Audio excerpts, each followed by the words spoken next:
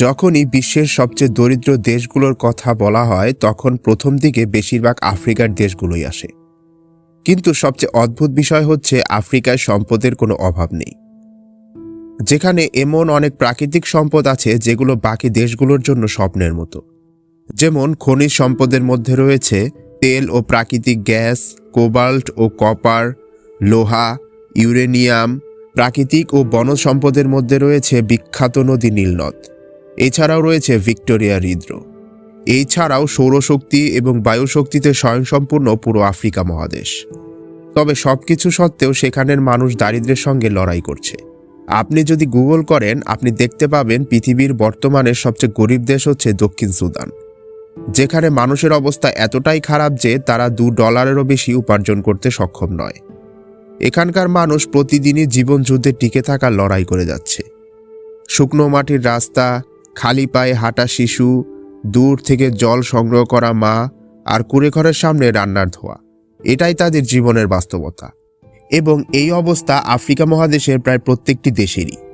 তাহলে প্রশ্ন আসে, আফ্রিকা তো প্রাকৃতিক দৃষ্টিকোণ থেকে এতটা সমৃদ্ধ, তবে এই মহাদেশের বেশিরভাগ দেশগুলোই কেন এতটা দরিদ্র?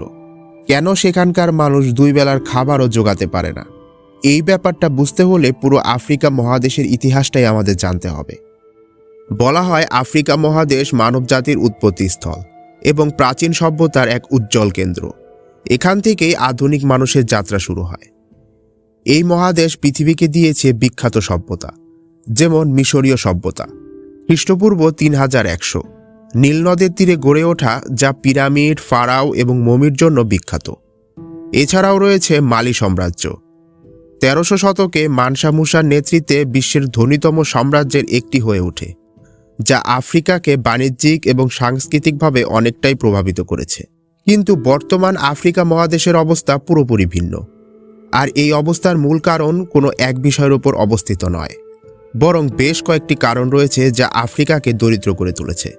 ইতিহাসগতভাবে দেখলে আফ্রিকার উপর কালো ছায়া নেমে আসে 1500 শতকের পর থেকে, যা পুরো আফ্রিকা মহাদেশের প্রত্যেকটা দেশকেই প্রভাবিত করে। এই সময় ইউরোপীয় উপনিবেশবাদীরা আফ্রিকাকে ভাগ করে এর প্রাকৃতিক সম্পদ এবং শ্রমশক্তি শোষণ করা শুরু করে। দাস ব্যবসার ফলে প্রায় 1.2 কোটি আফ্রিকান মানুষকে আমেরিকায় নিয়ে যাওয়া হয়, যা আফ্রিকা মহাদেশের সামাজিক এবং অর্থনৈতিক কাঠামোকে পুরোপুরি ধ্বংস করে ফেলে। আর এর ফলস্বরূপ আফ্রিকা এখনও তার পরিস্থিতি থেকে উত্তরণে সক্ষম হয়নি। ইউরোপীয় সিস্টেমের প্রভাব আফ্রিকায় এত গভীর যে আফ্রিকা নিজের মতো করে আর বিকশিতই হতে পারছে না। দাস ব্যবসা এমন একটি বিষয় যা বিশ্বের অন্য কোথাও বর্তমানে দেখতে পাওয়া যায় না, কিন্তু আফ্রিকায় এখনও এই চিত্র টিকে আছে। দ্বিতীয় সবচেয়ে বড় কারণ হচ্ছে রাজনৈতিক কারণ। যে কোনো মহাদেশ বা দেশের জন্য তার সরকারের ভূমিকা অত্যন্ত গুরুত্বপূর্ণ। তবে আফ্রিকাতে দুর্নীতি এতটাই বেড়ে গিয়েছে যে সরকারেরও এখানে কোনো স্ট্রং পজিশন নেই। এছাড়াও এখানে শিক্ষার হার খুবই কম। এইখানে মানুষের দারিদ্রতার কারণে তারা শিক্ষা পেতে পারে না, এবং এই কারণে আফ্রিকার মানুষরা নিজেদের দক্ষতা অন্য দেশগুলোর সামনে দেখাতে পারে না।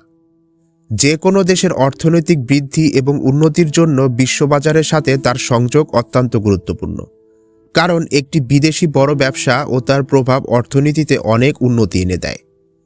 বড় ব্যবসা অনেক লোককে একসাথে বড় কর্মসংস্থান প্রদান করে, কিন্তু আফ্রিকাতে এমনটা হয় না। আফ্রিকায় কোনো শক্তিশালী ব্যবসায়িক নীতি নেই যা বাইরের বিনিয়োগকারীদের আকর্ষণ করবে। এর ফলে ব্যবসায়িক কার্যক্রম এবং শিল্পের জন্য সুযোগ সীমিত হয়ে পড়ে, যার কারণে মানুষ অর্থ উপার্জন করতে পারে না এবং তাদের উপার্জনের ক্ষমতাও সীমিত হয়ে যাচ্ছে।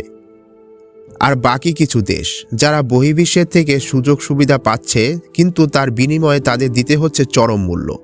এখানে মানুষজন বাইরে থেকে সুযোগ সুবিধা পাওয়ার ফলে তারা নিজেরা আর কাজ করতে চায় না।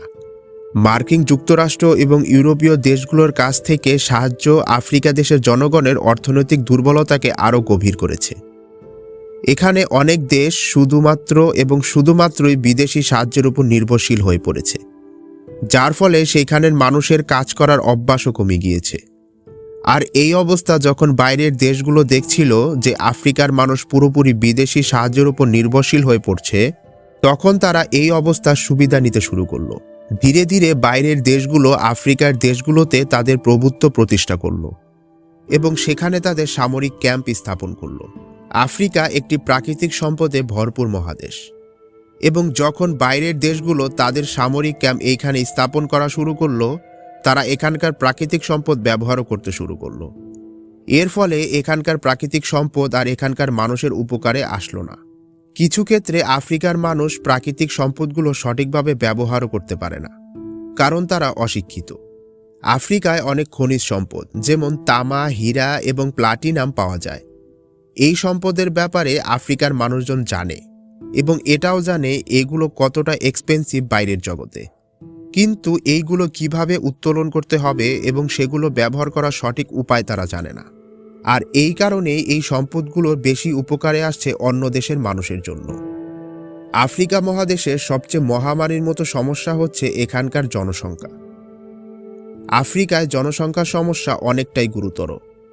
আফ্রিকাতে বর্তমানে 1.5 বিলিয়ন মানুষ বসবাস করছে, এবং 2050 সালের মধ্যে এটি প্রায় 2.5 বিলিয়ন মানুষ হবে। 2019 সালে আফ্রিকান জনসংখ্যা বৃদ্ধির হার ছিল প্রায় 2.5%, যা বিশ্বের অন্যান্য অঞ্চলের তুলনায় অনেক বেশি। এখানে প্রায় প্রতি মিনিটে 900 জন জন্মগ্রহণ করছে। আফ্রিকান জনসংখ্যার প্রায় 42% মানুষ 15 বছরের কম। এটি বিশ্বের যে কোনো অঞ্চলের তুলনায় সবচেয়ে বেশি। এছাড়াও আফ্রিকায় তীব্রভাবে রয়েছে সন্ত্রাসবাদ এবং যুদ্ধ। এই মহাদেশের দেশগুলো একে অপরের সাথে প্রায় যুদ্ধ করে থাকে, এবং সরকার তার সীমান্ত রক্ষায় প্রায় সব অর্থই ব্যয় করে দেয়। এর পাশাপাশি আফ্রিকা সবসময় গৃহযুদ্ধ এবং সিভিল ওয়ারের সম্মুখীন হয়ে এসেছে, যা এই মহাদেশকে অভ্যন্তরীণভাবে দুর্বল করে তোলে। এই গৃহযুদ্ধের কারণে আফ্রিকার অনেক দেশের উন্নতির গতি প্রায় শূন্যতে নেমে গেছে। তার মধ্যে অন্যতম হচ্ছে দক্ষিণ সুদান, যা বর্তমানে বিশ্বের সবচেয়ে দরিদ্রতম দেশ। সুদান আফ্রিকা মহাদেশের সবচেয়ে বড় দেশ ছিল, কিন্তু 2011 সালে দক্ষিণ সুদান আলাদা হয়ে স্বাধীন দেশ হিসাবে আত্মপ্রকাশ করে। কিন্তু স্বাধীনতার এই যাত্রা সহজ ছিল না। দক্ষিণ সুদান বহু বছর ধরে সুদানের সঙ্গে গৃহযুদ্ধ, ধর্মীয় সংঘাত এবং জাতিগত বিভেদের শিকার হয়েছে।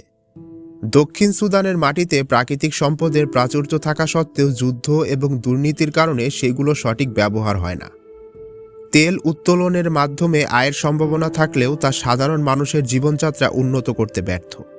পরিষ্কার পানির অভাবে প্রতি বছর হাজারো মানুষ পানিবাহিত রোগে আক্রান্ত হয় এইখানে। স্বাস্থ্যসেবা প্রায় অনুপস্থিত। আফ্রিকা মহাদেশের ইতিহাস এবং বর্তমান চিত্র আমাদের শেখায় যে প্রাকৃতিক সম্পদ থাকা সত্ত্বেও সঠিক নেতৃত্ব, সুশাসন এবং বিশ্বব্যাপী সমন্বয়ের অভাব যে কোনো মহাদেশ বা দেশের পুরোপুরি চিত্র পাল্টে দিতে পারে। শুধু সম্পদ থাকলেই হয় না, তা সঠিক কাজে ব্যয় করতে জানাটাও খুবই জরুরি। দেখা হচ্ছে পরের এপিসোডে।